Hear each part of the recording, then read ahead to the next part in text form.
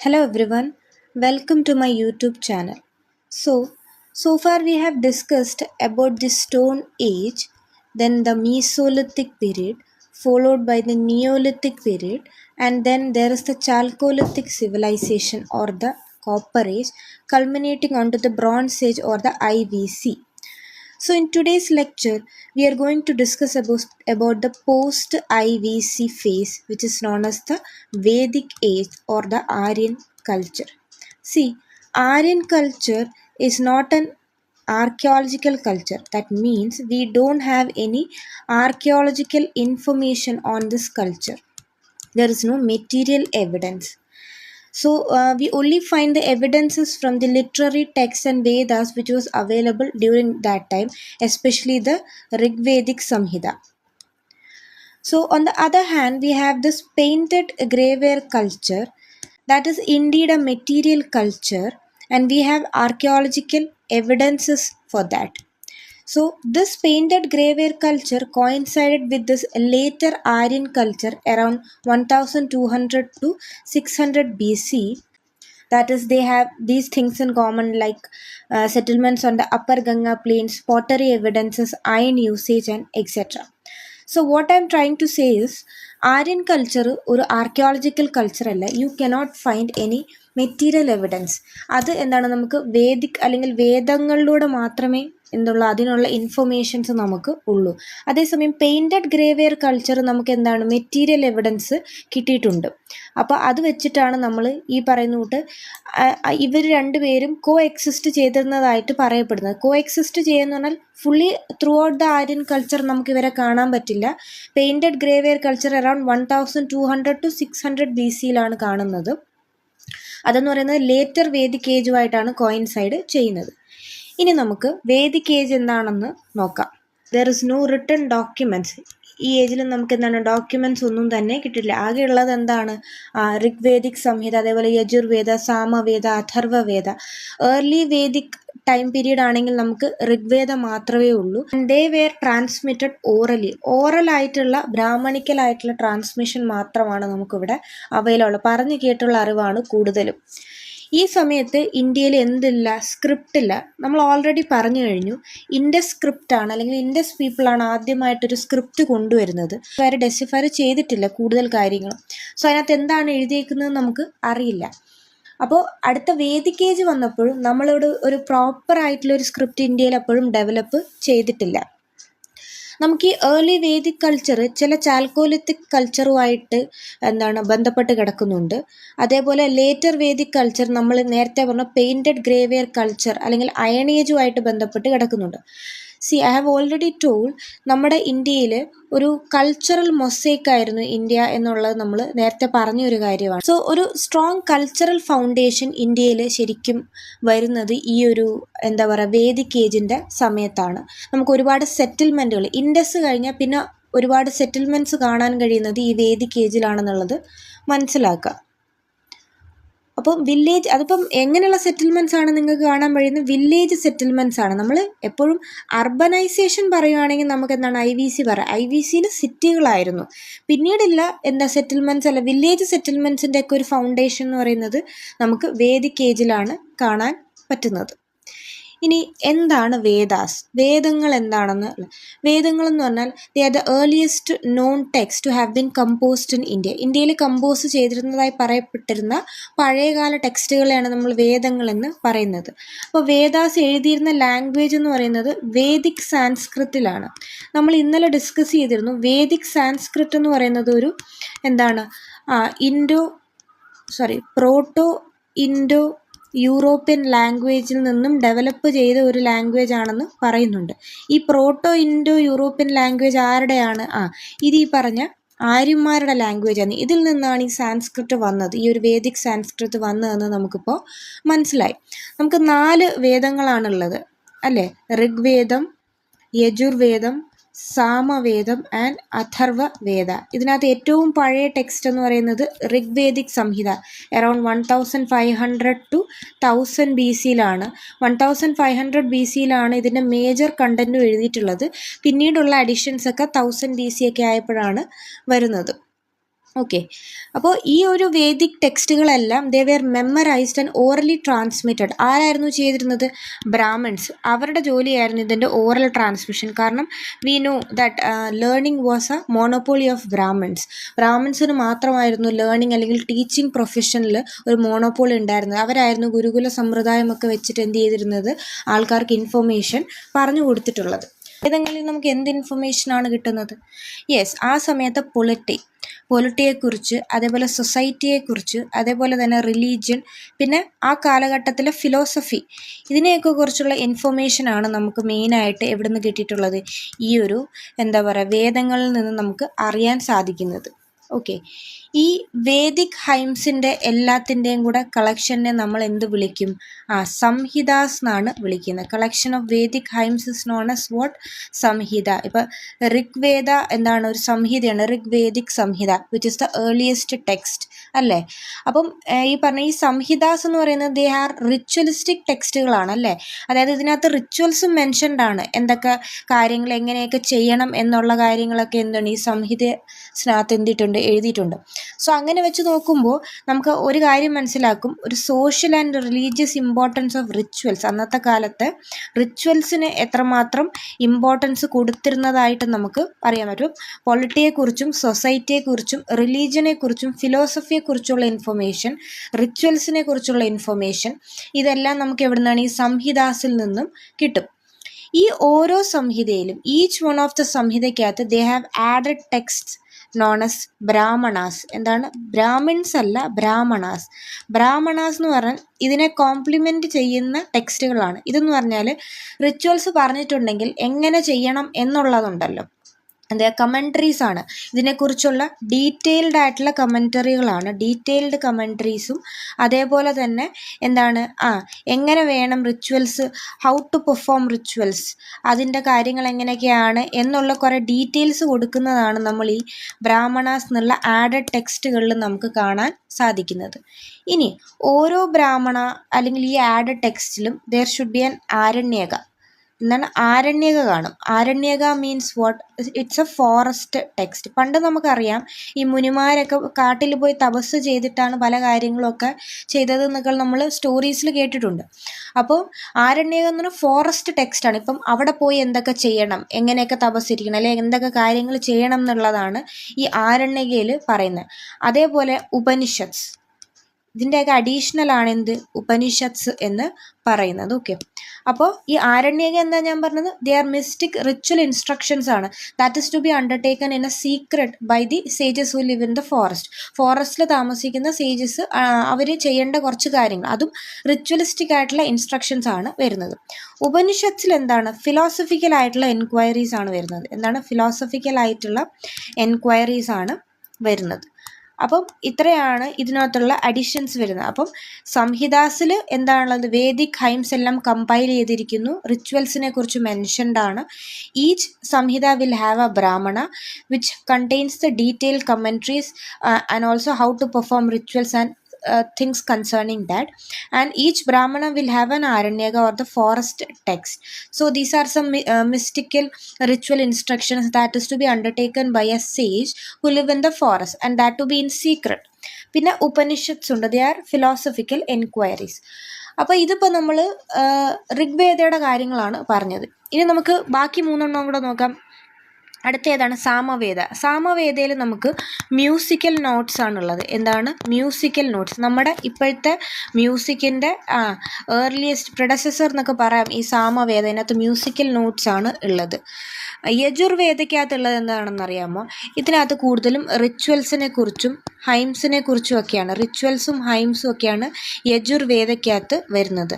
അഥർവവേദത്തിനകത്താണ് നമുക്ക് എന്ത് വരുന്നത്? ചാംസും അതേപോലെ എന്താണ് മാജിക്കലായിട്ടുള്ള സ്പെല്ലുകളും കാര്യങ്ങളും ഒക്കെ അഥർവ വേദത്തിലാണ്. ഇതൊക്കെയെന്ന് പറഞ്ഞാൽ ഈ ഋഗ്വേദം മാത്രമാണ് ഏർലി വേദിക് പീരീഡിൽ ഉണ്ടായിരുന്നത്. ബാക്കി 3 വേദിക് ഹൈമുകൾ അല്ലെങ്കിൽ എല്ലാ ഈ പറഞ്ഞ സംഹിതകളും വന്നത് ലേറ്റർ വേദിക് ടൈമിലാണെന്നുള്ളത് മനസ്സിലാക്കി വെക്കുക. അടുത്ത നമ്മൾ ഒരു ഇറാനിയൻ ടെക്സ്റ്റാണ് കേട്ടോ, സെയ്ൻഡ് ആവസ്ഥ. ഇതെന്ന് പറഞ്ഞാൽ ഒരു ഇറാനിയൻ ടെക്സ്റ്റാണ്, പേർഷ്യൻ ഇറാനിയൻ ടെക്സ്റ്റാണ്. എന്തിനെ കുറിച്ചാണെന്നറിയാമോ? സൊറോആസ്ട്രിയനിസം അതൊരു റിലീജിയൻ ആയിരുന്നു. ടെക്സ്റ്റ് അറൌണ്ട് 1400 BC ആണ് ഇത് എഴുതപ്പെട്ടിട്ടുള്ളതെന്നാണ് പറയുന്നത്. And this speaks about the lands and gods of people speaking the Indo Iranian language. Indo Iranian ലാംഗ്വേജുകൾ സംസാരിക്കുന്ന ആൾക്കാരെ കുറിച്ചുള്ള ഒരു ഡീറ്റെയിൽ തരുന്ന ഒരു ടെക്സ്റ്റാണ് ഈ സേൻഡ് അവസ്ഥ എന്ന് പറയുന്നത്. അപ്പോൾ അതേപോലെ തന്നെ ഈ ബുക്കിൽ നമുക്ക് ഇന്ത്യയുടെ അതായത് നോർത്ത് വെസ്റ്റേൺ പോർഷൻസിനെ കുറിച്ചുള്ള മെൻഷനൊക്കെ നമുക്കിവിടെ കാണാൻ സാധിക്കും. And also it shows the linguistic similarity. വേർഡ്സിൽ ലിംഗ്വിസ്റ്റിക് സിമിലാരിറ്റികൾ ഉണ്ട് ഈ ബുക്കിലും അതേപോലെ തന്നെ നമ്മുടെ ഋഗ്വേദയും കമ്പയർ ചെയ്ത് കഴിഞ്ഞാൽ. സോ ഇതൊരു ഇൻഡയറക്റ്റ് എവിഡൻസ് കൂടിയാണ്. എന്തിൻ്റെ ഇൻഡയറക്റ്റ് എവിഡൻസ് ആണെന്ന് ചോദിച്ചാൽ that the early home of Aryans was outside the Indian sub continent. അപ്പം ആര്യൻസ് പുറത്തു നിന്ന് വന്നവരാണ് എന്നുള്ളതിനുള്ള ഇൻഫർമേഷനാണ് അല്ലേ. കാരണം സേൻഡ് അവസ്ഥയിലും ഇതേപോലെ ഋഗ്വേദയിൽ പറഞ്ഞിരിക്കുന്ന പോലെ വേറൊരു റിലീജിയനെ കുറിച്ചും അവിടെ ഇൻഡോ ഇറാനിയൻ ലാംഗ്വേജ് സംസാരിച്ച ആൾക്കാരെ കുറിച്ചും അവർ താമസിച്ച സ്ഥലത്തെക്കുറിച്ചും ഒക്കെ പറയുന്നുണ്ട്. അപ്പം അതും ഋഗ്വേദം കമ്പയർ ചെയ്യുമ്പോൾ we have linguistic similarities. And ആ ബുക്കിലും ഇവിടെ ഇന്ത്യയുടെ നോർത്തും നോർത്ത് വെസ്റ്റും ഉള്ള സ്ഥലങ്ങളിലും അവിടെ താമസിച്ചിരുന്ന ആൾക്കാരെയും കുറിച്ച് മെൻഷൻ ചെയ്യുന്നുണ്ട്. അപ്പോൾ അങ്ങനെയെങ്കിൽ നമുക്ക് പറയാം ആര്യൻസ് എന്ന് പറയുന്നത് ഇന്ത്യയിൽ ഒറിജിനേറ്റ് ചെയ്ത ആൾക്കാരല്ല, ആര്യൻസ് ഇന്ത്യയിൽ നിന്ന് പുറത്തുനിന്ന് വന്ന ആൾക്കാരാണ്, വന്ന് താമസിച്ച ആൾക്കാരാണ്. ആര്യൻസിൻ്റെ മൈഗ്രേഷൻ തിയറി നോക്കാം. ആര്യൻസിൻ്റെ മൈഗ്രേഷൻ തിയറി പറയുന്നത് നമ്മളിപ്പോൾ പറഞ്ഞ സെയിം സാധനമാണ്. ആര്യൻസിൻ്റെ ഹോം എവിടെ അല്ല, ഇന്ത്യയിലല്ല എന്നുള്ളത് നമുക്ക് മനസ്സിലായി. ആര്യൻസ് ശരിക്കും സെൻട്രൽ ഏഷ്യയിൽ നിന്നും ഇന്ത്യയിലേക്ക് വന്ന ആൾക്കാരാണ്. എവിടെ നിന്നാണ്? സെൻട്രൽ ഏഷ്യയിൽ നിന്ന് അറൗണ്ട് 8000 BC അവർ ഇന്ത്യയിലേക്ക് വന്നവരാണ്. ശരിക്കും ഈ ആര്യൻസ് എന്ന് പറയുമ്പോൾ 2 ഗ്രൂപ്പ് ഓഫ് ആൾക്കാരെയാണ് അവർ പറയുന്നത്. ഇൻഡോ ആര്യൻസ് എന്നും പറയും, അതേപോലെ തന്നെ ഇൻഡോ ഇറാനിയൻസും ഉണ്ട്. അതായത് മൈഗ്രേറ്റ് ചെയ്ത ഗ്രൂപ്പ് 2 ഗ്രൂപ്പായിട്ടാണ്, ഇൻഡോ ആര്യൻസും ഇൻഡോ ഇറാനിയൻസും. ഇവർ രണ്ടുപേരും സെൻട്രൽ ഏഷ്യയിൽ നിന്ന് ഇന്ത്യയിലേക്ക് വന്നവരാണ്. ഒരു ആളെന്താണ് ആൻഡ്രോനോവോ കൾച്ചറിൽ നിന്ന് വന്നവരും. ആൻഡ്രോനോവോ കൾച്ചർ, ഈ ആൻഡ്രോനോവോ കൾച്ചർ എന്ന് പറഞ്ഞാൽ ഒന്നുമില്ല, ദേ ആർ സ്മോൾ സെറ്റിൽമെൻറ്റ്സ് ആണ്. ഒരു 20 അല്ലെങ്കിൽ 30 settlements on the banks of A river. ഒരു നദിയുടെ തീരത്തുള്ള 20-30 സെറ്റിൽമെൻറ്റ്സിന് ആ ഒരു കൾച്ചറിനെ വിളിക്കുന്ന പേരാണ് ആൻഡ്രോനോവോ കൾച്ചർ. ഇത് സെൻട്രൽ ഏഷ്യയുടെ മെജോറിറ്റിയും ഈ ഒരു കൾച്ചറാണ് ഫോളോ ചെയ്തിരുന്നത്. അവരാണ് ഇൻഡോ ഇറാനിയൻസ് എന്നാണ് പറയപ്പെടുന്നത്. വേറൊരു ഗ്രൂപ്പ് ഓഫ് ആൾക്കാർ വന്നത് ബാക്ട്രിയ മാർജീന ആർക്കിയോളജിക്കൽ കോംപ്ലക്സ് എന്ന് പറയുന്ന സ്ഥലത്തുനിന്ന്. ബാക്ട്രിയ മാർജീന ആർക്കിയോളജിക്കൽ കോംപ്ലക്സ്, BMAC നമ്മൾ വിളിക്കും ഇതിനെ. അപ്പോൾ ഈ ഒരു സ്ഥലത്തുനിന്ന് വന്നവർ ആണെന്നാണ് പറയുന്നത്. ഇവരെ നമ്മൾ ഇൻഡോ ആര്യൻസ് എന്ന് വിളിക്കും. അപ്പോൾ ഈ BMAC ആണ് they are closely related to നമ്മുടെ ഇപ്പോഴത്തെ ആര്യൻ കൾച്ചർ എന്ന് നമുക്ക് പറയാം. ഈ ബാക്ട്രിയ നമ്മുടെ വേദങ്ങളിൽ ഈ ബാക്ട്രിയയ്ക്ക് ഒരു വേർഡുണ്ട്, അതിന് ബാലിക എന്നാണ് വരിക, BAHLIK, ബാലിക എന്ന്, which means outside country. Outside country എന്നുള്ളൊരു മീനിങ് ആണ് ഈ ഋഗ്വേദയിൽ കൊടുത്തിട്ടുള്ളത്. സോ അതേപോലെ തന്നെ ബാക്ട്രിയയുടെ എക്സിസ്റ്റൻസ് ഗുപ്ത പീരീഡിലും അറിയാമായിരുന്നു എന്ന് നമുക്ക് പറഞ്ഞിട്ടുണ്ട്. ഗുപ്ത പീരീഡിലും ഇറ്റ് വാസ് നോൺ, അങ്ങനെ ഒരു സാധനമുണ്ട്. ശരിക്കും ഈ ബാക്ട്രിയ എന്ന് പറയുന്നത് മോഡേൺ അഫ്ഗാനിസ്ഥാൻ്റെ ഏരിയ ഒക്കെ കവർ ചെയ്യുന്ന ഒരു ഏരിയ കൂടിയാട്ടോ. മോഡേൺ അഫ്ഗാനിസ്ഥാൻ കവർ ചെയ്യുന്ന ഏരിയയാണ് ഈ ബാക്ട്രിയ എന്ന് പറയുന്നത്, പണ്ടത്തെ ബാക്ട്രിയ എന്ന് പറയുന്നത്. സോ അപ്പോൾ ഇതാണ് ആര്യൻ്റെ മൈഗ്രേഷൻ. ആര്യൻ എവിടുന്ന് വന്നു, ഏത് ഗ്രൂപ്പ് ഓഫ് ആൾക്കാരാണ് ഇന്ത്യയിലേക്ക് വന്നത് എന്നുള്ള കാര്യമാണ് ഇതിൽ പറഞ്ഞിരിക്കുന്നത്. അതേപോലെ തന്നെ ദർ ആർ ഫ്യൂ ഇൻസ്ക്രിപ്ഷൻസ്. ഇതിൻ്റെ പേരുകൾ ഒന്ന് പഠിച്ചു വയ്ക്കുന്നത് നല്ലതായിരിക്കും, കാരണം അറ്റ്ലീസ്റ്റ് ഈ ഇൻസ്ക്രിപ്ഷൻസ് എവിടുത്തെ ആണെന്ന് എങ്കിലും ഒന്ന് അറിഞ്ഞു വയ്ക്കുന്നത് നല്ലതായിരിക്കും. That is related to Aryans. First one is the Hittite inscriptions. Hittite inscriptions എവിടെ നിന്നാണെന്ന് അറിയുമോ? From Anatolia. അനറ്റോളിയ എന്ന് പറയുന്നത് നമ്മുടെ ഇപ്പോഴത്തെ ടർക്കിയാണ് കേട്ടോ, അനറ്റോളിയ. പിന്നെ മൈസീനിയൻ ഇൻസ്ക്രിപ്ഷൻ, മൈസീനിയൻ ഇൻസ്ക്രിപ്ഷൻസ് എവിടെ നിന്നാണ്? ഗ്രീസിൽ നിന്നാണുള്ളത്. Then Kassite inscriptions. Kassite inscriptions നമുക്ക് ഇറാഖിൽ നിന്നാണുള്ളത്. ദെൻ മിട്ടാനി ഇൻസ്ക്രിപ്ഷൻസ് എവിടെ നിന്നാണ്? സിറിയയിൽ നിന്നാണുള്ളത്. ദെൻ അനറ്റോളിയൻ ഇൻസ്ക്രിപ്ഷൻസ് എവിടെ നിന്നാണെന്ന് അറിയാമോ? From Iraq. അതേപോലെ ഭോഗാസ് ഗോയ് ഇൻസ്ക്രിപ്ഷൻസ് ഓഫ് ടർക്കി. അപ്പോൾ ഇത്രയും ഇൻസ്ക്രിപ്ഷൻസ് ഞാനിവിടെ പറഞ്ഞെന്ന് വെച്ചാൽ ഈ ഇൻസ്ക്രിപ്ഷൻസിലെല്ലാം എന്താണ് ആര്യൻ ഗോഡ്സിനെ കുറിച്ച് മെൻഷൻ ചെയ്യുന്നുണ്ട്. ഇന്ദ്ര, വരുണ, മാരുത് ഇതിനെക്കുറിച്ചൊക്കെ പറയുന്നുണ്ട്. അതേപോലെ തന്നെ എന്താണ് ഇൻഡോ യൂറോപ്യൻ ലാംഗ്വേജിൻ്റെ സ്പെസിമെനും നമുക്ക് കിട്ടിയിട്ടുണ്ട്. ഇൻഡോ യൂറോപ്യൻ ലാംഗ്വേജസിൻ്റെ സ്പെസിമെൻസ് നമുക്ക് ഈ ഒരു ഇൻസ്ക്രിപ്ഷനിൽ നിന്ന് കിട്ടിയിട്ടുണ്ട്. അപ്പോൾ ഇതൊക്കെ എന്തിനെക്കുറിച്ചുള്ള ഇൻഫർമേഷൻ തരുന്നതാണ്? ആര്യൻസിനെ കുറിച്ചുള്ള ഇൻഫർമേഷനും ഇങ്ങനെ ഇന്ത്യൻ സബ് കോണ്ടിനെൻറ്റിൽ എന്താണ് ഇങ്ങനെ ഒരു ഗ്രൂപ്പ് ഓഫ് പീപ്പിൾ ഉണ്ടായിരുന്നതായിട്ടുള്ളൊരു ഇൻഫർമേഷനുമാണ് നമുക്ക് കിട്ടുന്നത്. ഇനി ആര്യൻ കൾച്ചർ ഒരിക്കലും നമ്മൾ എന്താണ് ഹാരപ്പൻ കൾച്ചർ അല്ല. നമ്മൾ രണ്ടും ഒന്നാണെന്ന് വിചാരിച്ചിട്ടുണ്ടെങ്കിലും ആര്യൻ കൾച്ചർ എന്താണ് ഹാരപ്പൻ കൾച്ചർ അല്ല. ഹാരപ്പൻ ഹൈലി അർബനൈസ്ഡ് ആയിട്ടുള്ളൊരു കൾച്ചറായിരുന്നു. അതിനുശേഷം വന്ന വില്ലേജ് സെറ്റിൽമെൻറ്റുകളാണ് നമ്മൾ പറഞ്ഞു ഈ ആര്യൻ കൾച്ചർ എന്ന് പറയുന്നത്. അതുമാത്രമല്ല ആര്യൻസിൻ്റെ മെയിൻ എന്താണ് ഒരു ഇൻഡിക്കേഷൻ എന്ന് പറയുന്നത് യൂസ് ഓഫ് ഹോഴ്സാണ്. അത് നമുക്ക് ഹാരപ്പായിൽ കാണാനേ കഴിയില്ല. അപ്പോൾ അതുകൊണ്ട് നമുക്ക് എന്താണ് ഉറപ്പിക്കാം it is not and what Harappan culture. So അങ്ങനെ ആര്യൻസ് മൈഗ്രേറ്റ് ചെയ്ത് അവരാദ്യമായിട്ട് ഇന്ത്യയിലേക്ക് അല്ലെങ്കിൽ ഇന്ത്യൻ സബ് കോണ്ടിനെൻറ്റിലേക്ക് വന്നിട്ട് അവർ താമസിച്ച സ്ഥലം എന്ന് പറയുന്നത് ഈസ്റ്റേൺ അഫ്ഗാനിസ്ഥാൻ, പാകിസ്ഥാൻ, അതേപോലെ പഞ്ചാബും ദെൻ ഫ്രിഞ്ചസ് ഓഫ് യു പിയുടെ അതിർവരമ്പുകളുമാണ് എന്താണ് ഇവർ ശരിക്കും പറഞ്ഞാൽ നമ്മുടെ ഗംഗയുടെയൊക്കെ ദ അതർ സൈഡ് അതാണ് വരുന്നത്. നമ്മുടെ നോർത്തേൺ പ്ലെയിൻസിൻ്റെയൊക്കെ ഇപ്പുറത്തെ സൈഡിലാണ് ഇവർ വന്ന് താമസിച്ചത്. അപ്പോൾ ഈ ഒരു ഏരിയ ഇവർ വന്ന് താമസിച്ച ഏരിയ സപ്ത സിന്ധു റീജിയൻ എന്നാണ് വിളിക്കുന്നത്. സപ്ത സിന്ധു റീജിയൻ അല്ലെങ്കിൽ നമുക്ക് ലാൻഡ് ഓഫ് 7 റിവേഴ്സ് എന്നറിയപ്പെടും. Land of 7 rivers. ഈ റിവേഴ്സ് ഏതൊക്കെയാണെന്നൊന്ന് നമുക്ക് നോക്കാം. ആദ്യത്തേതാണ് നമ്മുടെ സിന്ധു നദി അല്ലെങ്കിൽ ഇൻഡസ് റിവർ അല്ലേ. പിന്നെ രണ്ടാമത്തെ ആള് ജലത്തിൻ്റെ പഴയ പേരുണ്ട് വിത്താസ് എന്നാണ് അറിയപ്പെടുന്നത്. വിത്താസ്. ദെൻ ചെനാബിൻ്റെ പഴയ പേരെന്താണ്? അസ്കിനി. പിന്നെ നമുക്ക് രവി നദി തീരത്താണ് ബാറ്റിൽ ഓഫ് 10 കിങ്സ് നടന്നതെന്ന് നമുക്കറിയാം. സോ പാരുഷ്ണി എന്നാണ് പഴയ പേര്. ദെൻ സത്ലജിൻ്റെ പേരെന്താണ്? സുതൂദ്രി എന്നാണ് പേര്. പിന്നെ എന്താണ് സരസ്വതി റിവർ. ഇപ്പോൾ ഇല്ല, ഇത് വറ്റിപ്പോയി. ഇപ്പോൾ ഈ സരസ്വതി റിവർ ഇല്ല. ഇപ്പോൾ ഇത് ശരിക്കും പറഞ്ഞാൽ നമ്മുടെ ഘാഗർ ഹക്ര ചാനലാണെന്നാണ് ഐഡൻറ്റിഫൈ ചെയ്തിരിക്കുന്നത്. ഘാഗർ ഹക്ര ചാനലായിട്ട് സരസ്വതി റിവർ വറ്റിപ്പോയി, ഇപ്പോൾ ഇല്ല. പിന്നെ നമുക്ക് അല്ലെങ്കിൽ ബിയാസ് എന്ന് പറയും. ഓക്കെ, വിപാസ് ആണ് പഴയ പേര്.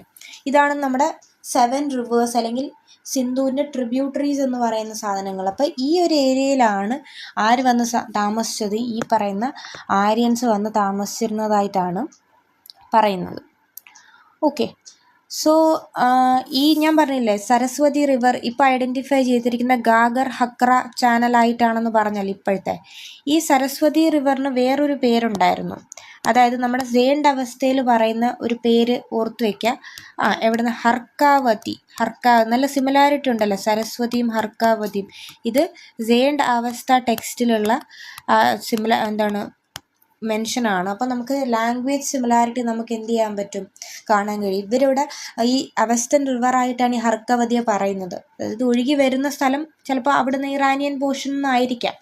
അപ്പോൾ അതുകൊണ്ടാണ് ഹർക്കവതി എന്ന് വിളിച്ചത്. ഇന്ത്യയിൽ നമ്മൾ അതിനെ സരസ്വതി എന്ന് വിളിച്ചു.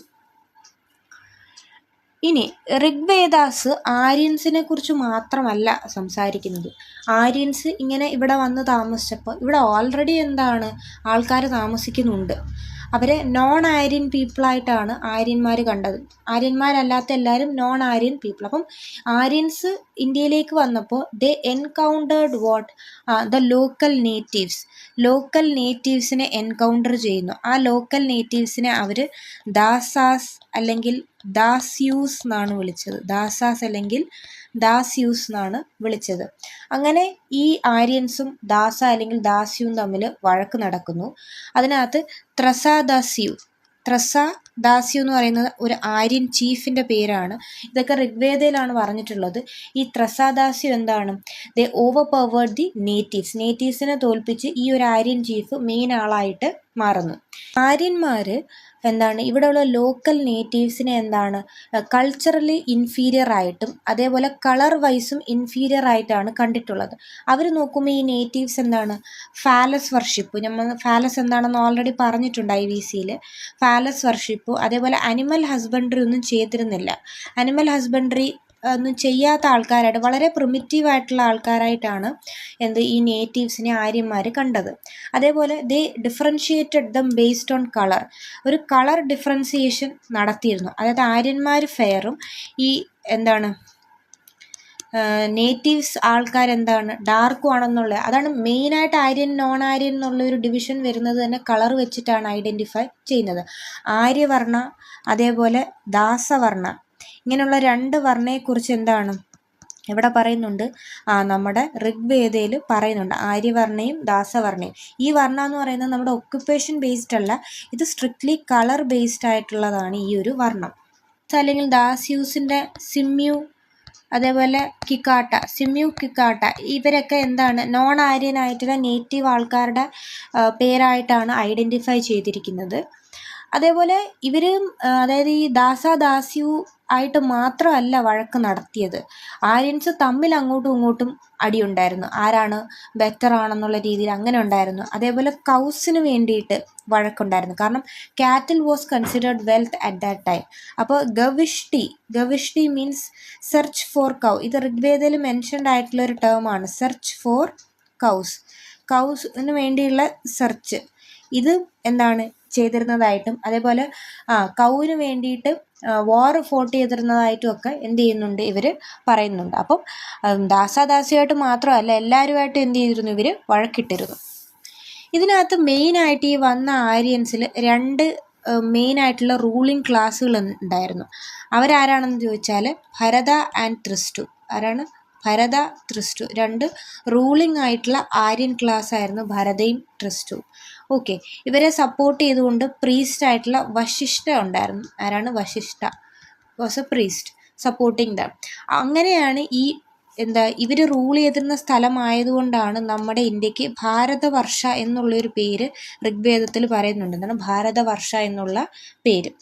അപ്പം ഭാരതയും ത്രിസ്റ്റും ഒക്കെ ആര്യൻ ട്രൈബുകളായിട്ടാണ് ഐഡൻറ്റിഫൈ ചെയ്യുന്നത്. അപ്പോൾ അങ്ങനെയിരിക്കെ ഈ ഭാരതയും ത്രിസ്റ്റും അതേപോലുള്ള എല്ലാ ആര്യന്മാരും ഒരു വാറിൽ ഏർപ്പെടുന്നു. അതാണ് നമ്മുടെ ബാറ്റിൽ ഓഫ് 10 കിങ്സ് എന്ന് വിളിക്കും. ബാറ്റിൽ ഓഫ് 10, ഈ 10 കിങ്സ് ആരൊക്കെയാണെന്ന് അറിയാമോ?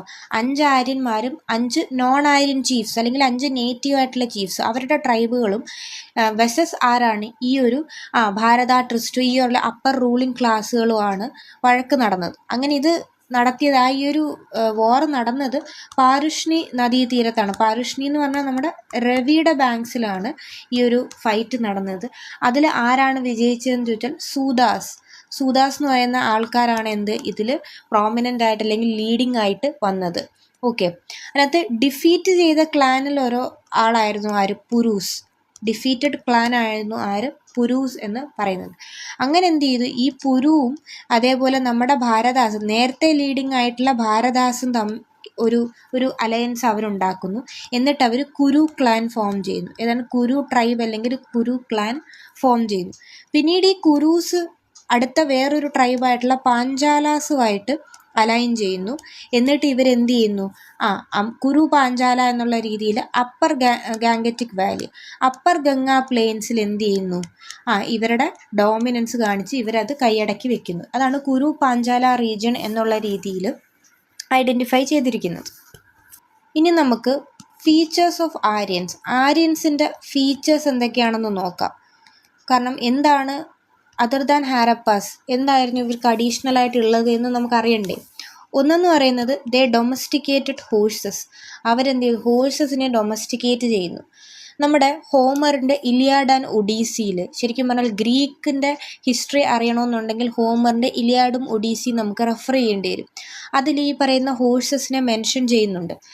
അപ് ടു 2000 BC വരെ ഇന്ത്യൻ സബ് കോണ്ടിനെൻറ്റിൽ ഹോഴ്സസിൻ്റെ മെൻഷൻ പറയുന്നില്ല. പിന്നീട് പിറാക് കോംപ്ലക്സ് എന്ന് പറയുന്നത് എവിടെയാണെന്ന് അറിയാമോ? Near Bolan pass in Baluchistan. അപ്പോൾ ഇവിടെയാണ് ആദ്യമായിട്ട് ട്രൂ ഹോഴ്സിനെ നമ്മുടെ സൗത്ത് ഏഷ്യൻ കോണ്ടിനെൻറ്റിൽ, സൗത്ത് ഏഷ്യയിൽ ആദ്യമായിട്ട് ഹോഴ്സിനെ സ്പോട്ട് ചെയ്തത് ഈ ഒരു ഏരിയയിലാണെന്ന് പറയുന്നുണ്ട്. പിന്നെ സ്വാത്ത് വാലി എന്ന് പറഞ്ഞാൽ ഗാന്ധാര റീജിയൻ, നോർത്ത് വെസ്റ്റിലുള്ള ഗാന്ധാര റീജിയനിലാണ് പിന്നീട് ഉള്ളത്. നമ്മുടെ ഗാന്ധാര ഗ്രേവ് കൾച്ചറൊക്കെ ഉണ്ട്. ആ ഗ്രേവിൽ നമ്മുടെ ബറിയൽസിനകത്ത് ഈ ഒരു ഹോഴ്സസിനെ കണ്ടെത്തിയിട്ടുണ്ട്. അപ്പോൾ അങ്ങനെ അവിടെയും ഹോഴ്സിൻ്റെ പ്രസൻസ് ഐഡൻറ്റിഫൈ ചെയ്തിട്ടുണ്ട്. പിന്നീട് നമുക്ക് നേരത്തെ അറിയാം, ഹോഴ്സ് ബോണുകൾ നമ്മൾ പഠിച്ചതാണ്. ഹോഴ്സ് ബോണുകൾ നമുക്ക് സുർക്കോട്ടയിൽ നിന്ന് കിട്ടിയിട്ടുണ്ടല്ലേ, സുർക്കോട്ട. അപ്പം നമ്മളിത് ലേറ്റ് ഹാരപ്പൻ എന്നുള്ള രീതിയിലാണ് ഇത് പഠിച്ചത്. അതായത് ഹാരപ്പൻസിന് ഒരിക്കലും ഈ പറയുന്ന ഹോഴ്സിനെ കുറിച്ച് അല്ലെങ്കിൽ ഐഡിയാസ് ഒന്നും തന്നെ ഇല്ലായിരുന്നു. They were not identified with the Harappans. So late Harappan ആവാനാണ് പ്രോബബ്ലി സാധ്യതയെന്ന് നമ്മൾ അന്നും പറഞ്ഞു. സോ ഹോഴ്സ് ബോണുകൾ ഈ സുർക്കോട്ടയിൽ പ്രോബബ്ലി ഈ ഒരു പിറാക് ഹോഴ്സിൻ്റെ ആണ് ഈ ഒരു ഇത് ഗുജറാത്തിൽ നിന്ന് നമുക്ക് കിട്ടിയിട്ടുള്ളത്. ഓക്കെ, അതേപോലെ തന്നെ ഭഗവൻപുര ഹരിയാനയിലാണ് കേട്ടോ. ഭഗവൻപുര ഹരിയാനയിൽ നിന്ന് നമുക്ക് എന്ത് കിട്ടിയിട്ടുണ്ടെന്ന് അറിയാമോ? ഭഗവൻപുര ഹരിയാനയിൽ നിന്ന് നമുക്ക് ഇതേപോലെ ഹോഴ്സിൻ്റെ ബോൺസ് കിട്ടിയിട്ടുണ്ട്. ഈ ഭഗവൻപുര ഹരിയാന ഓർത്തു വെച്ചോളൂ, ഇറ്റ്സ് ആൻ ഇമ്പോർട്ടൻറ്റ് സൈറ്റ്. കാരണം ഇതൊരു പെയിൻറ്റഡ് ഗ്രേ വെയർ കൾച്ചറാണ് കേട്ടോ. പെയിൻറ്റഡ് ഗ്രേ വെയർ കൾച്ചറിൻ്റെ സൈറ്റ് കൂടിയാണ് ഭഗവൻപുര ഹരിയാന എന്ന് പറയുന്നത്. ഇനി നമ്മുടെ സെക്കൻഡ് ഫീച്ചർ നോക്കാം. എന്താണ്? പിറ്റ് ഡ്വെല്ലിങ്സ് ആണ്. പിറ്റ് ഡ്വെല്ലിങ്സ് എന്ന് പറഞ്ഞാൽ എന്താണ്? ഹോൾ ഉണ്ടാക്കി താഴെ ഭൂമിയിൽ ഹോൾസ് ഉണ്ടാക്കി താഴെ താമസിക്കുന്നതിനാണ്.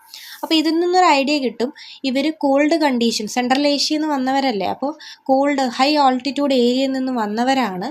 അപ്പോൾ അതുകൊണ്ടായിരിക്കും ഇവർ പിറ്റ് ഡ്വെല്ലിങ്സ് യൂസ് ചെയ്തിരുന്നത്. അത് തന്നെ അവർ ഇവിടെയും കണ്ടിന്യൂ ചെയ്തു. അപ്പം നമ്മുടെ ഈ ബറിയൽസ് നോക്കിക്കഴിഞ്ഞാലും എന്താണ്, ഇങ്ങനെ കുഴികുത്തി തന്നെയല്ലേ, ഹോള് ഉണ്ടാക്കി തന്നെയാണല്ലോ. അപ്പം ബറിയൽസ് കോപ്പി ചെയ്തിരിക്കുന്നത് ഈ ഒരു പിറ്റ് ഡ്വെല്ലിങ്സിൻ്റെ ഒരു മോഡലിൽ തന്നെയാണ് ബറിയൽസും ചെയ്തിരിക്കുന്നത്. അപ്പോൾ നമുക്ക് ഈ ഓവൽ പിറ്റുകളൊക്കെ ബുർസാഹം അവിടെയൊക്കെ നമുക്ക് കാണാൻ കഴിയും. അപ്പം ഒരു ഐഡിയ എന്ന് പറഞ്ഞു കഴിഞ്ഞാൽ ആര്യൻസ് വന്ന സ്ഥലം കുറച്ച് തണുപ്പുള്ള സ്ഥലമായിരുന്നു. അതുകൊണ്ടാണ് അവർ അങ്ങനെയുള്ള ഡ്വെല്ലിങ്സ് യൂസ് ചെയ്തിരുന്നത്. 3, സ്പോക്ഡ് വീൽസ്. നമ്മൾ IVC പറഞ്ഞപ്പോൾ നമുക്ക് ടോയ് കാർട്ടുകളൊക്കെയാണ് ഉണ്ടായിരുന്നത്. ഒരു ചാരിയറ്റിനെ കുറിച്ചൊന്നും മെൻഷൻഡ് അല്ല അതിൽ. അതേപോലെ വീൽസിനെ കുറിച്ചൊന്നും ടോയ് കാർട്ടുകൾ കിട്ടിയതായിട്ട് പറയുന്നുണ്ടായിരുന്നു.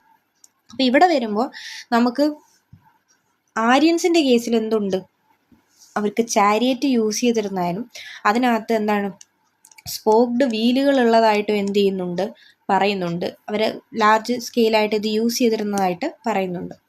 പിന്നെ അടുത്ത ബിർച്ച് വുഡാണ്. നമ്മൾ ഓൾറെഡി പറഞ്ഞു ഇവർ തണുത്ത കണ്ടീഷൻസിൽ നിന്നും വന്ന ആൾക്കാരാണെന്ന് പറഞ്ഞു. ഈ ബിർച്ച് ട്രീ എന്ന് പറഞ്ഞു കഴിഞ്ഞാൽ വളരെ കോൾഡ് ഹൈ ആൾട്ടിറ്റ്യൂഡിൽ വളരുന്ന ഒരു തരം ട്രീ ആണ്. ഇത് നമുക്ക് substantially more areas in Eurasia, ഉക്രൈനിലൊക്കെ നമുക്ക് മൊത്തത്തിൽ എന്ത് ചെയ്യാൻ പറ്റും, ഇതിനെ കാണാൻ സാധിക്കും. ഈ ബിർച്ച് മരങ്ങൾ നമ്മുടെ ഇന്ത്യയിൽ ഹിമാലയൻ ബിർച്ചുണ്ട്. വെസ്റ്റേൺ ഹിമാലയാസിൽ നേറ്റീവ് ആയിട്ടുള്ള ഒരു ചെടിയാണ്, ഒരു ട്രീ ആണ് ഈ ഹിമാലയൻ ബിർച്ച് എന്ന് പറയുന്നത്. ഇത് നമ്മൾ നമ്മുടെ മിഡീവൽ ഇന്ത്യ എടുത്തു നോക്കിക്കഴിഞ്ഞാൽ ഒരുപാട് ഈ മാനുസ്ക്രിപ്റ്റ്സ് ഒക്കെ എഴുതാനായിട്ട് ഉപയോഗിച്ചതായിട്ട് കാണാം. ഈ ബാർച്ച് ഓഫ് ദ ബിർച്ച് ട്രീയുടെ ബാർക്ക് വെച്ചിട്ട് നമ്മൾ എന്ത് ചെയ്തിട്ടുണ്ട്, മാനുസ്ക്രിപ്റ്റ്സ് ഒക്കെ എഴുതിയതായിട്ടുള്ള ഇൻഫർമേഷൻസ് ഉണ്ട്. അപ്പോൾ എന്തിനായിരിക്കും ഈ ബിർച്ച് യൂസ് ചെയ്തിരുന്നത്? ഇവർ ഈ പിറ്റ് ഡ്വെല്ലിങ്സ്, അതായത് അണ്ടർഗ്രൗണ്ട് ആയിട്ടുള്ള ഹൗസ് കൺസ്ട്രക്ഷൻ ആയിരുന്നല്ലോ ഇവരുടെ. അപ്പോൾ അതിന് വേണ്ടിയിട്ട് പൈന്, സെഡാർ പോലെയുള്ള ട്രീസും അതേപോലെ ബിർച്ചും ഉപയോഗിച്ച് അവർ കവർ ചെയ്തിരുന്നു. തണുപ്പിൽ നിന്ന് രക്ഷപ്പെടാനായിട്ട് മേളിൽ കവറിങ് ആയിട്ട് യൂസ് ചെയ്തിരുന്നു.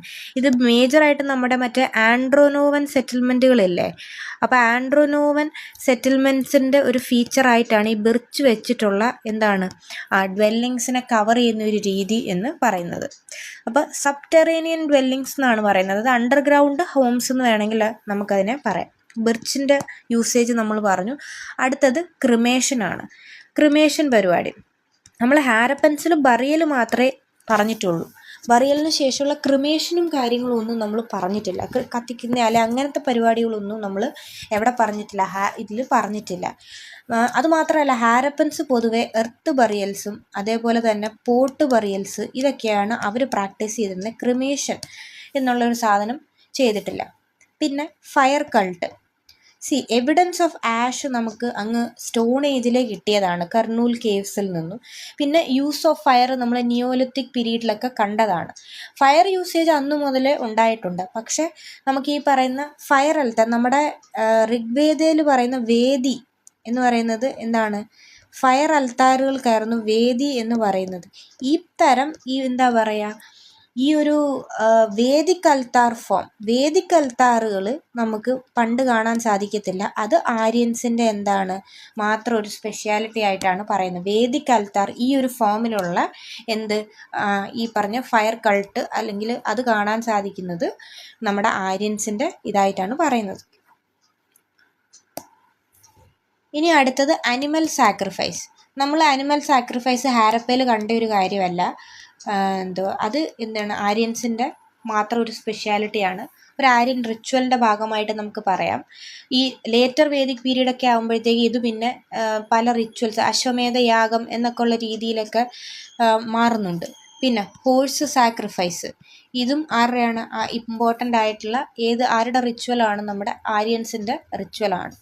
പിന്നെ സോമ കൾട്ട് ഓഫ് സോമ എന്ന് പറയുന്നത് ഒരു പ്ലാന്റ് ആണ്.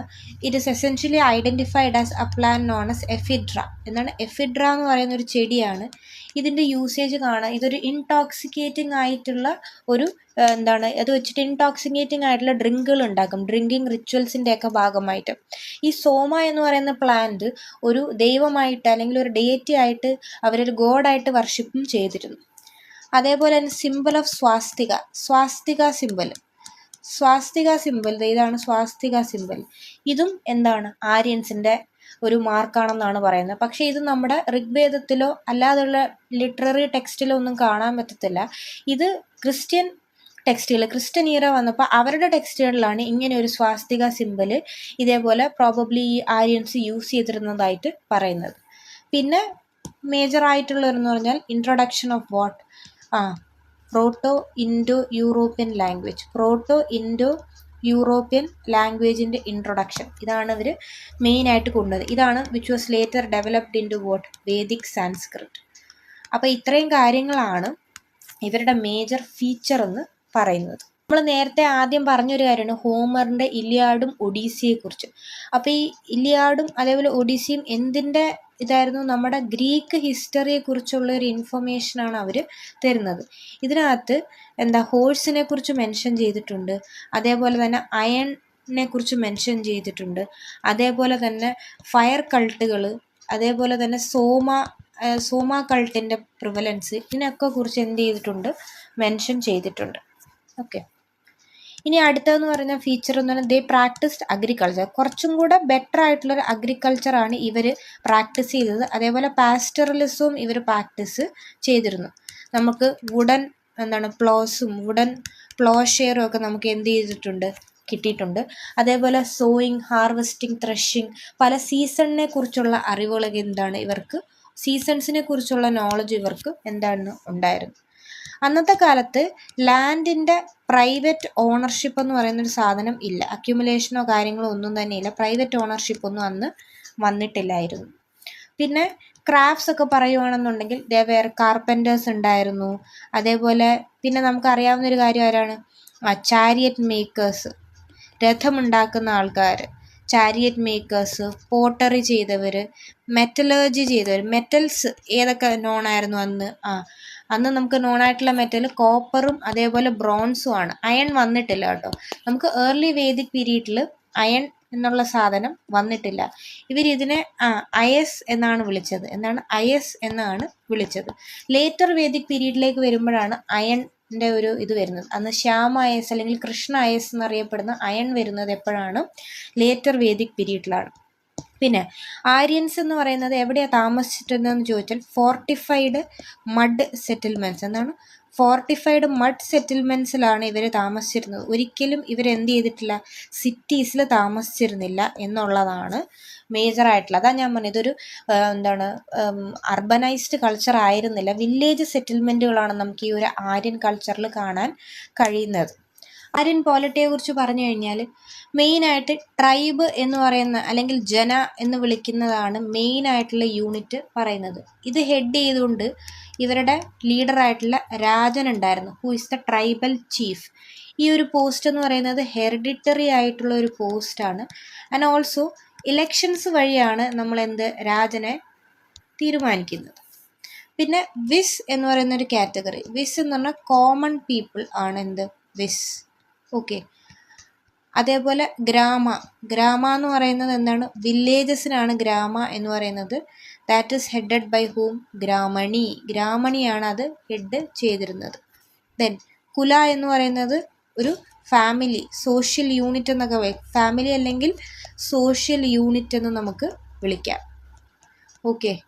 ഇനി സഭ, സമിതി, അതേപോലെ തന്നെ വിധാത, 3 കാര്യങ്ങളാണുള്ളത്. സഭ, സമിതി, വിധാത. സഭ എന്ന് പറയുന്നത് ഇലൈറ്റ്സ് അല്ലെങ്കിൽ എൽഡേഴ്സിൻ്റെ അസംബ്ലി എന്ന് വേണമെങ്കിൽ നമുക്ക് പറയാം. സമിതി എന്ന് പറയുന്നത് പീപ്പിൾ, ലോക്കലായിട്ടുള്ള ആൾക്കാരുടെ ആണ് സമിതി. വിധാത എന്ന് പറഞ്ഞാൽ ട്രൈബുകളുടെ സമിതിയാണ്. ഒരു ട്രൈബ് അല്ലല്ലോ, പല ട്രൈബുകളുണ്ട്. ട്രൈബുകളെല്ലാം കൂടെ കൂടിയിരുന്ന് ആലോചിച്ചാൽ അത് വിധാത. ആൾക്കാരെല്ലാം കൂടെ കൂടിയിരുന്ന ഒരു ട്രൈബിന് വേണ്ടിയിട്ടുള്ള തീരുമാനങ്ങളാണെങ്കിൽ അത് സമിതി. പിന്നെ എൽഡേഴ്സും ഇലൈറ്റ്സും കൂടെ ചേർന്നാൽ അങ്ങനെയുള്ള രീതിയിലുള്ള ചർച്ചകളാണെന്നുണ്ടെങ്കിൽ അതിനെ സഭ എന്നാണ് വിളിക്കുന്നത്. സഭയും സമിതിയൊക്കെ വളരെ പവർഫുൾ ആയിരുന്നു ഈ ഒരു ഏർലി വേദിക് പീരീഡിൽ നിന്ന് ആലോചിക്കും. പിന്നെ there was no standing army എന്നുള്ള ഒരു സെറ്റപ്പ് ഇവിടെ ഇല്ല. പക്ഷെ സേനാനി എന്ന് പറയുന്ന ഒരു പോസ്റ്റ് ഉണ്ട്, ആർമി ചീഫായിട്ടുള്ള സേനാനി എന്ന് പറയുന്ന ഒരു പോസ്റ്റ് ഉണ്ട്. യൂഷ്വലി ഇവർ വാർ നടത്തുമ്പോൾ അല്ലെങ്കിൽ വാർ നടക്കുമ്പോൾ അങ്ങോട്ട് ഈ വാർ ബൂട്ടി എന്ന് പറയുന്ന ഒരു സാധനമുണ്ട്, ഇതൊന്ന് കിട്ടുന്നത്. വാർ ബൂട്ടിയായിട്ട് യൂഷ്വലി കൗസും അതേപോലെ വിമൻ സ്ലേവുകളെയൊക്കെയാണ് കൊണ്ടുവരുന്നത്. ഈ വിമൻ സ്ലേവുകളെയും കൗകളെയൊക്കെ യൂഷ്വലി എല്ലാവരും ഒരേപോലെ ഡിവൈഡ് ചെയ്തെടുക്കും. പിന്നെ അതേപോലെ തന്നെ ഈ ബ്രാഹ്മൺസിനൊരു ഹയർ പ്ലേസ് ഇവർ കൊടുത്തിട്ടുണ്ട്, പ്രീസ്റ്റുകൾക്കൊക്കെ. അവർക്കൊക്കെ ഗിഫ്റ്റായിട്ട് കൊടുക്കുന്നത് ഈ കൗവിനെയും വുമൻ സ്ലേവുകളെയൊക്കെയാണ്. ഈ വിമൻ സ്ലേവ് ഒന്നും പെയ്ഡ് ലേബർ അല്ല, അവരുടെ ഡൊമസ്റ്റിക് വർക്കിന് വേണ്ടിയിട്ടാണ് അവർക്ക് കൊടുത്തിരുന്നത്. സോ ട്രൈബൽ അസംബ്ലികൾ വളരെ ഇൻഫ്ലുവൻഷ്യൽ ആയിരുന്നു എന്ന് പറഞ്ഞു. രാജൻ്റെ മെയിൻ ജോലി എന്ന് പറയുന്നത് ആൾക്കാരെ നോക്കുക, ട്രൈബിനെ പ്രൊട്ടക്റ്റ് ചെയ്യുക, പ്രാർത്ഥനകൾ നടത്തുക, ഇങ്ങനെയുള്ള കാര്യങ്ങളൊക്കെ തന്നെയായിരുന്നു. ദെയർ വെയർ നോ ടാക്സേഷൻ, ഒരു ടാക്സിൻ്റെ പരിപാടികളൊന്നും ഇവർ മെൻഷൻഡ് അല്ല. പിന്നെ വോളണ്ടറി ആയിട്ടുള്ള ട്രിബ്യൂട്ട് ഉണ്ട്, ആൾക്കാർക്ക് രാജന് കൊടുക്കുന്ന വോളണ്ടറി ട്രിബ്യൂട്ടാണ് ബലി എന്ന് പറയുന്നത്. ഇവിടെ ആൾക്കാരുടെ ലോയൽറ്റി എന്ന് പറയുന്നത് രാജനോടല്ല, ലോയൽറ്റി എങ്ങോട്ടേക്കാണ്, ലോയൽറ്റി ഈസ് ടു ദ ട്രൈബിനോടല്ലെങ്കിൽ ജനയിലോടാണ് ഇവർക്ക് ലോയൽറ്റി ഉള്ളത്. പിന്നെ പ്രോപ്പറായിട്ടുള്ളൊരു ജസ്റ്റിസ് അഡ്മിനിസ്ട്രേഷനും കാര്യങ്ങളും ഒന്നും തന്നെ ഇല്ലായിരുന്നു. ഒരു സിവിൽ അല്ലെങ്കിൽ ടെറിട്ടോറിയൽ അഡ്മിനിസ്ട്രേഷൻ അങ്ങനത്തെ വലിയ രീതിയിലുള്ള ഒരു സെൻട്രലൈസ്ഡ് അഡ്മിനിസ്ട്രേഷനൊന്നും ഇവിടെ വന്നില്ല. രാജനുണ്ടായിരുന്നു, രാജനെ സപ്പോർട്ട് ചെയ്തുകൊണ്ട് സഭയും സമിതിയും വളരെ പവർഫുൾ ആയിരുന്ന കാര്യം ഓർത്തു വയ്ക്കുക. പിന്നെ ഇവർ വർഷിപ്പ് ചെയ്തിരുന്ന കാര്യങ്ങളെന്ന് പറയുന്നത് ഞാൻ നേരത്തെ പറഞ്ഞു, ഇന്ദ്ര, വരുണ, മാരുത്, സോമ, ഇതൊക്കെയായിരുന്നു. ഇന്ദ്രയാണ് മെയിൻ, പുരന്ദര എന്നാണ് വിളിക്കുന്നത്. പുരന്ദര, ഡെസ്ട്രോയർ ഓഫ് ഡ്വെല്ലിങ്സ് എന്നാണ് അതിനർത്ഥം, പുരന്ദര. ഓക്കെ. ഐഡൽ വർഷിപ്പ് ഒന്നും ഇല്ല, നോ ഐഡൽ വർഷിപ്പ്. അതേപോലെ തന്നെ വളരെ സിമ്പിളായിട്ടുള്ള റിച്വൽസ് ആണ്. അപ്പം വെജിറ്റബിൾസും ബാർലിയും അങ്ങനെയൊക്കെ ദൈവത്തിന് ഓഫർ ചെയ്യുന്നതേ ഉള്ളൂ, അല്ലാതെ വലിയ സാക്രിഫൈസും കാര്യങ്ങളും ഒന്നും ഇവിടെ ഇല്ല.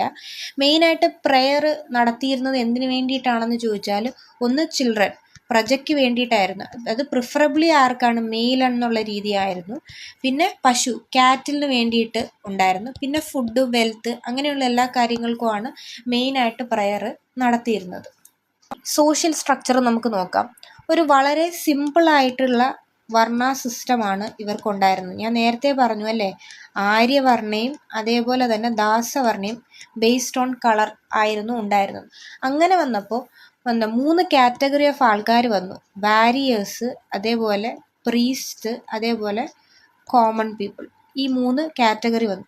ഇതിനകത്ത് 4ാമത്തെ കാറ്റഗറി ആയിട്ടുള്ള ശൂദ്രാസ് ശരിക്കും പറഞ്ഞാൽ towards the end of the later Vedic പീരീഡിലാണ് ഈ ശൂദ്ര കാറ്റഗറി ഒക്കെ വന്നത്. അതുവരെ ഈ ഒരു കാറ്റഗറിയില്ല. ഇതൊക്കെ ലേറ്റർ വേദിക് ഏജിലാണ് ഈ ശൂദ്രാസിൻ്റെ കാറ്റഗറിയൊക്കെ വരുന്നത്. അപ്പോൾ ഇങ്ങനെയൊക്കെ ആണെങ്കിൽ ഇത്രയൊക്കെ ഡിവിഷൻസ് സൊസൈറ്റിയിൽ ഉണ്ടെങ്കിലും മോസ്റ്റ്ലി ഒരു ഇഗാലിറ്റേറിയൻ സൊസൈറ്റി ആയിരുന്നു. ഇഗാലിറ്റേറിയൻ എന്ന് പറയുമ്പോൾ എന്താണ്?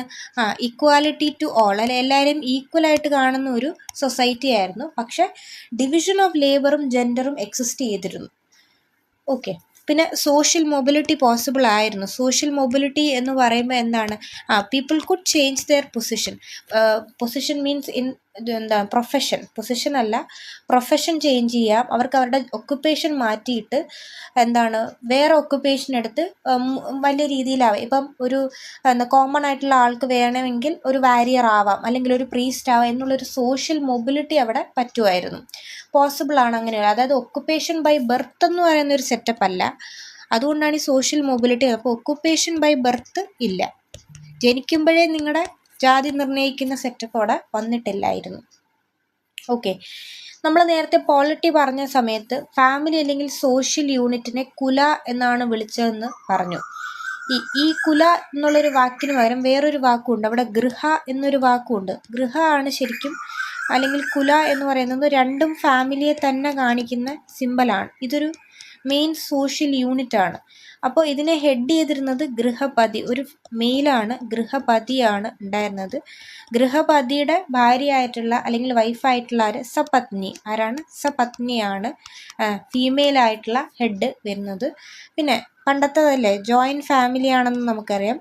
And the family was essentially patriarchal society ആയിരുന്നു. അതും നമുക്ക് അറിയാവുന്ന കാര്യങ്ങളാണ്. ഓക്കെ. ഇനി വിമൻ്റെ സ്റ്റാറ്റസ് എങ്ങനെയായിരുന്നു? വിമന് വളരെ റെസ്പെക്റ്റബിൾ ആയിട്ടുള്ള ഒരു പൊസിഷൻ ഓഫർ ചെയ്തിരുന്നു. വളരെ റെസ്പെക്റ്റബിൾ ആയിട്ടുള്ള ഒരു പൊസിഷൻ ഉണ്ടായിരുന്നു. അവർക്ക് സഭയും അതേപോലെ സമിതീസും അറ്റൻഡ് ചെയ്യാൻ പറ്റും. അതേപോലെ സാക്രിഫൈസുകൾ ഓഫർ ചെയ്യാൻ പറ്റും എലോങ് വിത്ത് ദെയർ ഹസ്ബൻഡ്സ്. ഇതൊക്കെ പോസിബിൾ ആയിരുന്നു. കാരണം ലേറ്റർ വേദിക്ക് പീരീഡ് വരുമ്പോഴത്തേക്ക് ഈ ഒരു വുമൻ്റെ സ്റ്റാറ്റസ് ഒക്കെ പോവും. അതിന് നമ്മൾ ലേറ്റർ വേദിക്ക് പറയുമ്പോൾ നമുക്ക് കമ്പയർ ചെയ്ത് പഠിക്കാം. സോ വിമൻ്റെ സ്റ്റാറ്റസ് ഇതാണ്. Women could attend assemblies, they can offer sacrifices along with their husbands. പിന്നെ ക്രാഫ്റ്റ്സും കാര്യങ്ങളൊക്കെ നമ്മൾ പറഞ്ഞതാണ്. ട്രേഡിനെ കുറിച്ച് പറയുമ്പോൾ ട്രേഡിങ് ആക്ടിവിറ്റീസ് ഒക്കെ വളരെ ലിമിറ്റഡ് ആയിട്ടുള്ളൊരു ട്രേഡായിരുന്നു. Trade was limited. Barter system തന്നെയാണ് നിലവിൽ നിന്നത്. പക്ഷെ എന്ത് യൂസ് ചെയ്തിരുന്നു? ഗോൾഡ്, സിൽവർ ഒക്കെ യൂസ് ചെയ്തിരുന്നു. നിഷ്ക എന്നായിരുന്നു വിളിച്ചത്. എന്താണ് നിഷ്ക? കോയിൻസിനെ അവർ നിഷ്ക എന്നായിരുന്നു വിളിച്ചത്. പക്ഷെ എന്ത് ത്രൂ ആണ് നടന്നത്? മീഡിയം ബാർട്ടർ സിസ്റ്റം തന്നെയായിരുന്നു. കാരവൻ ട്രേഡേഴ്സ് എന്ന് പറയുന്ന ഒരു കാറ്റഗറി ഓഫ് ആൾക്കാർ, വണ്ടിയിലിട്ട് വിൽക്കുന്നവരെയാണ് കാരവൻ ട്രേഡേഴ്സ്. ഇവരെ പാണീസ് എന്നാണ് വിളിച്ചത്. എന്താണ് പാണീസ്? ഇവർ എക്സിസ്റ്റ് ചെയ്തിരുന്നു. അത് ഋഗ്വേദയിൽ മെൻഷൻഡ് ആണ്, ഇവർ എക്സിസ്റ്റ് ചെയ്തിരുന്നതായിട്ട്. ഇനിയുള്ളത് സോഷ്യൽ കസ്റ്റംസ് ആണ്. എന്തൊക്കെ സോഷ്യൽ കസ്റ്റംസ് അന്ന് നിലവിൽ നിന്നിരുന്നു എന്നുള്ളത് നമുക്ക് നോക്കാം. Sati was not there. Sati ഇല്ലായിരുന്നു. അതേപോലെ വിഡോ റീമാരേജ് ഉണ്ടായിരുന്നു. Widow remarriage it was possible those days. പിന്നെന്താണ്? പ്രാക്ടീസ് ഓഫ് ലെവറേറ്റ് എന്ന് പറഞ്ഞു കഴിഞ്ഞാൽ പണ്ട് ഈ റോമൻസ് പ്രാക്ടീസ് ചെയ്തുകൊണ്ടിരുന്നൊരു കാര്യം. അതായത് ഈ ബ്രദറിൻ്റെ വിഡോയെ ആങ്ങളൊക്കെ അല്ലെങ്കിൽ വേറൊരു ബ്രദറിന് എന്ത് ചെയ്യാം, മാരി ചെയ്യാൻ പറ്റും എന്നുള്ളൊരു സെറ്റപ്പ് അതും ഉണ്ടായിരുന്നു. ചൈൽഡ് മാരേജിനെ കുറിച്ച് മെൻഷൻഡ് അല്ല. ചൈൽഡ് മാരേജ്, അന്നത്തെ മാരേജബിൾ പ്രായം എന്ന് പറഞ്ഞാൽ 16 to 17 ആണ്. ചൈൽഡ് മാരേജ് ഇല്ലായിരുന്നു. പോളിയാൻഡ്രി എന്ന് പറഞ്ഞാൽ ഒന്നിൽ കൂടുതൽ വൈഫിനെ എടുക്കുന്നതാണ് പോളിയാൻഡ്രി. അത് എക്സിസ്റ്റ് ചെയ്തിരുന്നു. ഇനി സോഷ്യൽ ഓർഡർ നോക്കാം. സോഷ്യൽ ഓർഡർ എങ്ങനെയാണ്? കുല അല്ലെങ്കിൽ നമ്മുടെ ഗൃഹ എന്ന് പറയുന്ന ഫാമിലി യൂണിറ്റ് ആണ് കുല. ഫാമിലി എന്ന് ഓർത്താൽ മതി. അതിനേക്കാൾ വലിയതാണ് അടുത്തത് ഗ്രാമ. ഹെഡഡ് ബൈ ആരാണ്? ഗ്രാമിണി. ഗൃഹ ഹെഡഡ് അല്ലെങ്കിൽ കുല ഹെഡഡ് ബൈ കുലപതി അല്ലെങ്കിൽ ഗൃഹപതി, രണ്ടുപേരും വരാം. പിന്നെ ഗ്രാമ കഴിയുമ്പോൾ പിന്നെ അടുത്തത് എന്താണ്? വിസ് അല്ലെങ്കിൽ കോമൺ പീപ്പിൾ അല്ലെങ്കിൽ ക്ലാൻ എന്ന് വിളിക്കും. അത് വജ്രപതി അല്ലെങ്കിൽ വിസ്പതി ഇതിനെ ഹെഡ് ചെയ്തുകൊണ്ടിരുന്നത്. പിന്നെ പോയിട്ട് ജന അല്ലെങ്കിൽ ലാർജസ്റ്റ് സോഷ്യൽ യൂണിറ്റ് ട്രൈബ് എന്ന് വിളിക്കും, ഹെഡഡ് ബൈ രാജൻ. പിന്നെ എല്ലാ ട്രൈബും കൂടെ ചേർന്നിട്ടാണ് എന്ത് രാഷ്ട്രം ആവുന്നത്. ഇതാണ് മെയിൻ. അപ്പോൾ ഏറ്റവും ലോവസ്റ്റ് സോഷ്യൽ യൂണിറ്റ് എന്ന് പറയുന്നത് കുല അല്ലെങ്കിൽ ഗൃഹ ഹെഡഡ് ബൈ ഗൃഹപതി അല്ലെങ്കിൽ കുലപതി. പിന്നെ grama headed by gramani, vis headed by vajrapati, jana headed by rajan and ultimately the rashtra. Usually ഞാൻ പറഞ്ഞല്ലോ കിൻഷിപ്പിനെ ബേസ് ചെയ്തായിരുന്നു people were loyal to the tribe or jana. ഇതൊരു വളരെ ഐഡിയൽ ആയിട്ടുള്ളൊരു സൊസൈറ്റി അല്ല, not an ideal society. Early Vedic period ഒരു ഐഡിയൽ സൊസൈറ്റി ഒന്നുമില്ല. മോഷണമൊക്കെ നന്നായിട്ട് നടക്കുമായിരുന്നു. എന്തിനായിരുന്നു? കൗസാണ് യൂഷ്വലി എന്ത് ചെയ്തിരുന്നത്? സ്റ്റീൽ ചെയ്തിരുന്നത്. ആരെയാണ്? കൗസിനെയാണ് സ്റ്റീൽ ചെയ്തിരുന്നത്. അതുകൊണ്ട് തന്നെ എന്താണ്, സ്പൈസിനെയൊക്കെ എന്ത് ചെയ്തിട്ടുണ്ട്? അപ്പോയിൻറ്റ് ചെയ്തിട്ടുണ്ട്. കാരണം ഇത് പോകുന്നുണ്ടോ ഇല്ലയോ എന്നൊക്കെ അറിയണ്ടേ, അതിന് വേണ്ടിയിട്ട്. ഇനി ഋഗ്വേദയിൽ പറഞ്ഞിട്ടുള്ള 2 ടേംസ് ആണ്. ഒന്ന് അശ്വ. അശ്വ നമുക്കറിയാം ഹോഴ്സ് ആണെന്നും, അതേപോലെ തന്നെ വൃഷഭ. ഈ 2 ടേംസ് ഒരുപാട് വട്ടം ഋഗ്വേദയിൽ മെൻഷൻ ആണ്. Vrusshabha is bull. അപ്പോൾ ഈ 2 ആനിമൽസിനെ കുറിച്ച് എടുത്തു പറയുന്നുണ്ട്. പിന്നെ പശു അറിയാമല്ലോ, പശു കൗവിനെ കുറിച്ച് പറയുന്നുണ്ട്. ഇതൊക്കെ ഋഗ്വേദയിൽ മെൻഷൻഡ് ആണ് കേട്ടോ. ടൈഗർ, റൈനോ പോലെയുള്ള ട്രോപ്പിക്കൽ ആനിമൽസ് യൂഷ്വലി നമ്മുടെ ഇവിടെ കാണുന്ന ആനിമൽസിനെ എന്ത് പറഞ്ഞിട്ടില്ല? ഋഗ്വേദയിൽ എന്ത് ചെയ്തിട്ടില്ല? പറഞ്ഞിട്ടില്ല. അപ്പോൾ ടൈഗർ, റൈനോയെ ഋഗ്വേദയിൽ പറഞ്ഞിട്ടില്ല. അശ്വ, വൃഷഭ ആൻഡ് പശു ഋഗ്വേദയിൽ മെൻഷൻഡ് ആണ്. പിന്നെ സമുദ്ര എന്ന് പറയുന്നൊരു വാക്ക്, സമുദ്ര എന്ന് പറഞ്ഞാൽ സ്ട്രെച്ച് ഓഫ് വാട്ടർ എന്നാണ് പറയുന്നത്. ഒരു വാട്ടർ സ്ട്രെച്ചിനെയാണ്, അല്ലാതെ ഓഷ്യൻസിനെ കുറിച്ചുള്ള ഐഡിയാസ് ഒന്നും ഇവർക്കില്ല. ഓഷ്യനെ കുറിച്ചുള്ള ഐഡിയ ഒന്നുമില്ല, അല്ലെങ്കിൽ കടലിനെ കുറിച്ചുള്ള ഐഡിയ ഒന്നുമില്ല. ഒരു സ്ട്രെച്ച് ഓഫ് വാട്ടറിനെ സമുദ്ര അവർ വിളിച്ചിരുന്നു. പിന്നെ ഇവരുടെ ഡ്വെല്ലിംഗ് യൂണിറ്റ് താമസിച്ചിരുന്ന സ്ഥലങ്ങളെ പെർ എന്നായിരുന്നു വിളിച്ചത്. നമ്മൾ നേരത്തെ പറഞ്ഞു ഇവർ സിറ്റീസിലല്ല താമസിച്ചിരുന്നത് എന്നുള്ളത്. പെർ. പിന്നെ വേറൊരു ഇമ്പോർട്ടൻറ്റ് കാര്യം എന്ന് പറഞ്ഞാൽ, ഞാൻ ഓൾറെഡി പറഞ്ഞു രാജനെ അസിസ്റ്റ് ചെയ്തുകൊണ്ട് പ്രീസ്റ്റുകളായിരുന്നു ഉണ്ടായിരുന്നത്. ഈ പ്രീസ്റ്റുകളിൽ 2 പേരായിരുന്നു, വശിഷ്ഠയും അതേപോലെ തന്നെ വിശ്വാമിത്രയും. 2 പ്രീസ്റ്റുകളാണ് വിശ്വാമിത്രയും. ഇതിനകത്ത് Vashishtha was a conservative and Vishvamitra was a liberal one. ഇദ്ദേഹമാണ് ഗായത്രി മന്ത്രം ഗായത്രി മന്ത്ര എഴുതിയിട്ടുള്ളത്. അപ്പോൾ ഈ ഗായത്രി മന്ത്ര ആര് ചൊല്ലിയാലും അല്ലെങ്കിൽ ആരത് റിസൈറ്റ് ചെയ്താലും അവരൊക്കെ ആര്യന്മാരാവും എന്നാണ്. They were admitted into Aryans. പക്ഷെ ഒരു പ്രശ്നം ഉണ്ടായിരുന്നു, ഇവർ വിമൻ ഇത് ചൊല്ലാൻ സമ്മതിക്കത്തില്ല. അതേപോലെ തന്നെ ശൂദ്രാസിനും എന്ത് ചെയ്യത്തില്ല, ഗായത്രി മന്ത്രം ചൊല്ലാനുള്ള അനുവാദം ഇല്ലാതെ. അപ്പോൾ അതുകൊണ്ട് തന്നെ എന്താണ്, there was monopoly for the 3 varnas, warrior, അതേപോലെ വാരിയർ ക്ലാസ്, പ്രീസ്റ്റ്, അതേപോലെ കോമൺസ്. ഈ 3 ആൾക്കാർക്കും എന്താണ്, ദർ വാസ് മോണോപോളി.